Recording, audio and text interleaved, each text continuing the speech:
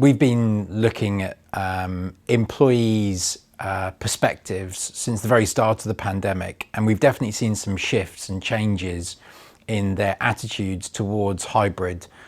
Some very negative, some very positive, the majority sitting somewhere in the middle. What's become very clear though is that organisations that won't offer any form of hybrid or flexible risk losing their most talented people, because we certainly believe that the majority of talented up and coming professionals who want to find a long-term career or make a difference are going to expect a degree of choice over how they work and where they work. There has been this discussion which started off, I think, in the US around the Great Resignation, and that's beginning to come through.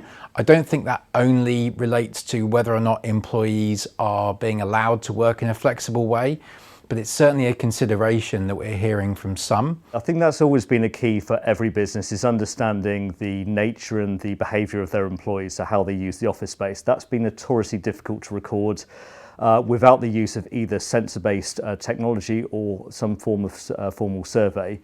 The ability to incorporate the technology, not just to allow a safe return to the office and for employees to book spaces easily, but also to gather data which can be used to improve the office space, is something that every business can benefit from.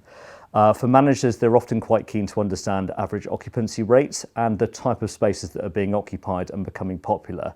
This way they can continue to evolve the office around the changing needs of their employees, which of course will never remain static, it will change all the time, but it also means that they can make sure that they accommodate for these changes of space to make sure their business remains as agile as possible and supportive for the employee's activity. There's a risk that you may lose talent, but think long term now.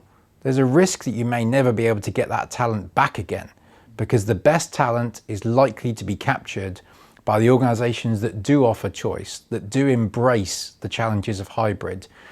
And then it goes even further than that, because just by being told that I'm allowed to work flexibly doesn't mean that I enjoy the experience of working flexibly. So I need to have access to great technology, great tools, great ways of working. And when I come into an office, I want that office to be something that I really enjoy being in. I don't want it to feel dull or no better than my home office, other than the fact that there's a few other human beings in the same space. So organisations have lots of challenges to tackle here, but those that get it right are likely to keep, capture and retain the best talent. And that is likely to then subsequently lead to greater productivity, greater innovation occurring within the organisation.